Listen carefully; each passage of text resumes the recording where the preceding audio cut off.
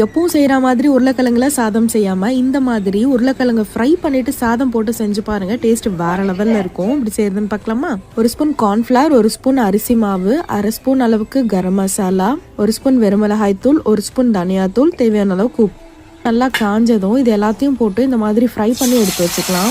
இது அப்படியே ஸ்நாக்ஸாகவும் சாப்பிடலாம், சூப்பராக இருக்கும். மிக்சர்ஸ் எல்லாம் எடுத்துட்டு தேவையான அளவுக்கு எண்ணெய் ஊற்றிக்கோங்க. அரை ஸ்பூன் அளவுக்கு சோம்பு போட்டுட்டு ஒரு மீடியம் சைஸ் வெங்காயம், ஒரு மீடியம் சைஸ் தக்காளி, ஒரு பச்சை மிளகாய் எல்லாத்தையும் நல்லா வதக்கிட்டு இப்போ அதில் அரை ஸ்பூன் அளவுக்கு இஞ்சி பூண்டு பேஸ்ட் சேர்த்துக்கோங்க. ஒரு டேபிள் ஸ்பூன் வெறுமிளகாய் தூள், அரை ஸ்பூன் அளவுக்கு தனியா தூள், கொஞ்சமாக கரம் மசாலா, கொஞ்சம் மஞ்சத்தூள், இது எல்லாத்தையும் சேர்த்து ஒரு நிமிஷம் போல நல்லா வதக்கிக்கலாம். தேவையான அளவுக்கு உப்பு போட்டுட்டு கருவேப்பிலை, கொத்தமல்லி, இப்போ நான் ஒரு கப் அளவுக்கு பாஸ்மதி அரிசி வேக வச்சு எடுத்து வச்சிருக்கேன். அதையுமே சேர்த்துட்டு அது கூடவே நம்ம ஃப்ரை பண்ண உருளைக்கிழங்கையும் சேர்த்து மிக்ஸ் பண்ணிக்கலாம். அவ்வளோதாங்க, சூப்பரான ஃப்ரைடு உருளைக்கிழங்கு சாதம் ரெடி. இப்போ ட்ரை பண்ணுங்க. மறக்காம நம்ம சேனலை சப்ஸ்கிரைப் பண்ணிக்கோங்க. பாய்.